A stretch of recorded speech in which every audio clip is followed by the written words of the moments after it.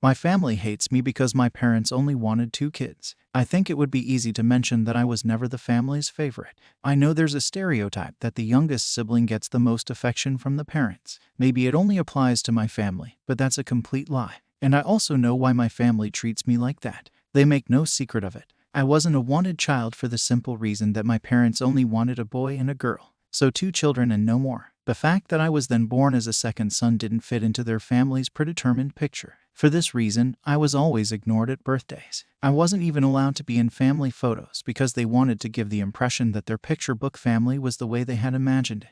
They never let go of this image. And just as an aside, compared to my siblings, my parents punished me much more severely for little things. My sister once stole money and was grounded for a week, while I was beaten up for leaving my room at night. I put up with it over the years because even though my parents didn't really pay attention to me, I always had a good relationship with my siblings. When my eldest brother got married a few years ago, I was still a minor, and even though I was offended, I wasn't allowed to attend the wedding on the grounds that it would be a child-free wedding. I was 15 at the time, and no doubt there would have been no reason not to let me attend. Even though I was hurt that I was the only one not allowed to attend, I accepted it. I'm now 19 and my sister wants to get married. She gave birth to a daughter last fall and she and her partner wanted to get married. I was really looking forward to the wedding and bought myself a nice suit. At some point, however, I received a message from my sister that I couldn't come to the wedding because they also wanted to have a child-free wedding and they needed someone to look after their daughter, my niece. I knew that wasn't true as they had a babysitter. Said babysitter was a friend of hers who wanted to earn some extra money while she studied. When I pointed this out to her, she explained that the babysitter didn't have time because she had to study. Which was also a lie, by the way, as I had previously sent the babysitter a friend request on Facebook and she even wrote a post on the day of the wedding saying that she was enjoying her day off. I asked her if she had anyone else who could look after the child as I really wanted to be there after missing my brother's wedding. Suddenly she got angry and told me I was being selfish and if I was a good brother I would say yes without argument and if I didn't say yes I wouldn't be allowed to come to the wedding under any circumstances. It felt like a punch in the stomach. I couldn't understand why she didn't want me at the wedding. In the end I agreed, but still contacted my parents again. They also told me not to be so selfish, as the day wasn't about me and my sister was deciding the guest list anyway. Then I also realized for the first time that my attendance was never planned from the beginning because I was the only one who didn't get an invitation. Yesterday was the wedding and I cried when I saw all the photos posted in the WhatsApp family group. Everyone had a great time. Even when my sister dropped her daughter off at my place and I wanted to give her my wedding present, she didn't even give me a glance. She didn't even say thank you, neither for the present nor for babysitting. I want out of this family. I love them, but I can't stand being treated like this any longer. I'm about to be promoted at my home office job, and when that happens, I'm going to move far away and break off contact.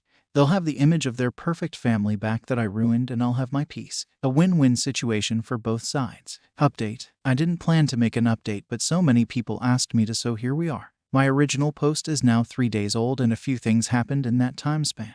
Let's start by saying that I followed your advice. I contacted the local police and told them about the situation just in case anyone was looking for me. One day after I posted it, I packed my things and drove to a friend of mine who lives far away. I haven't seen him in a while, but he agreed to let me stay with him until I have an apartment. And before you ask, I decided not to wait for my promotion. I wanted to get out of there immediately. That's when I started to read all of your comments. Thank you for your support. I appreciate it. Apparently my story made it to TikTok as well. But you probably want to know what's up with my family right now. Well, I blocked their numbers. Even though you guys told me not to leave a message, I left one, but not the way you think. My family has a spare key for my apartment. If for some reason they care enough to check on me, they find a message in my apartment. I wrote this because I wanted to tell them everything I felt and let them know about their wrongdoings towards me. And to my surprise, my friend got a call from my mom yesterday. I don't know if she found the message or just noticed that I was gone like that, but I assume she did. She said she was worrying about me and that she had called every one of my friends because she wanted to know where I was and if he knew where I am.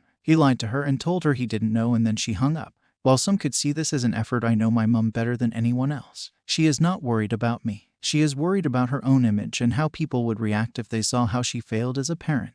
However, she was the only one who I know tried to reach out so far. To be fair, I blocked their numbers, so I'm not saying it's entirely impossible they tried, but still. My friend's mom had invited me for dinner this Sunday. His family was always very welcoming towards me, and I'm just glad I'm not alone. I would also be lying if I said this situation left me cold, because the truth is that I cried for most of the first 2 nights.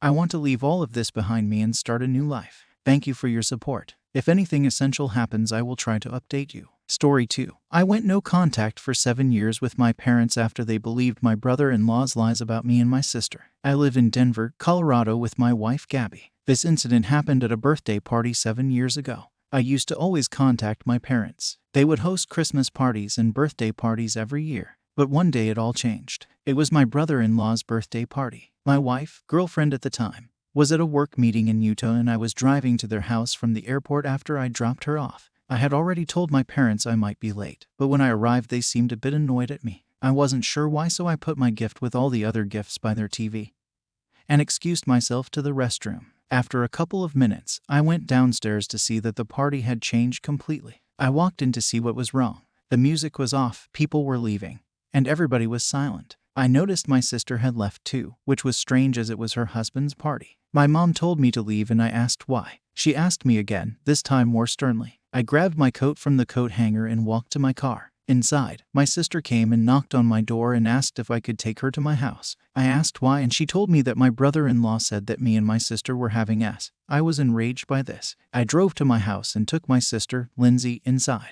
Me and Lindsay shared a dorm in college and lived in a small house together before she got married. We were very close. I offered for her to sleep in my bed and I would sleep on the couch. She went upstairs to get changed and I immediately called my brother-in-law. I shouted at him for accusing me, and he kept telling me that it was true and that I should stop lying. He told me that I'm not to contact anyone in our family ever again. After that, I began to notice my family were saying bad things about me on social media, and they all began blocking my number and social media accounts. My sister got a new job at a Walmart near my house, and after a couple years she moved out. My girlfriend came home not long after and told me about the situation. I explained everything to her and she believed me. Fast forward today. I was living my best life. I had just been married with only my wife's side of the family and some people on my side of the family attending. I got a new job as a police officer and I completely forgot about my family. That was until a couple days ago. I was playing Call of Duty with my friends and I got a phone call. I decided to ignore it until after the game.